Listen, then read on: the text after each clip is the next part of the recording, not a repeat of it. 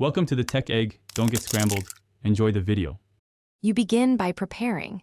Confirm your phone supports dual SIM or plan to use WhatsApp Business or an app cloner.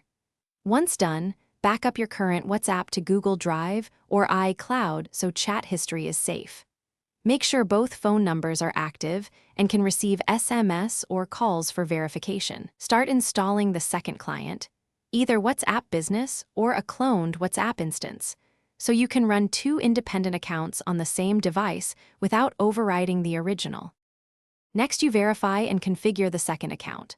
Open the second WhatsApp instance, WhatsApp Business or cloned app, and accept the terms.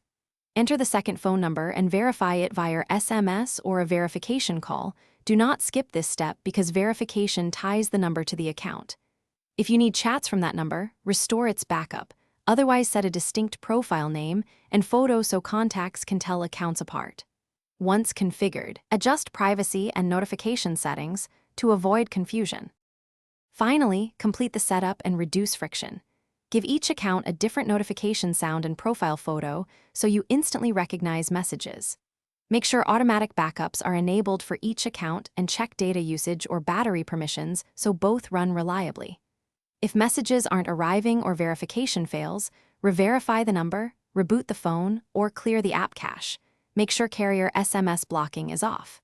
If cloning caused issues, uninstall and reinstall the second client and repeat verification. Thanks for watching. Consider subscribing if I helped unscramble your problems.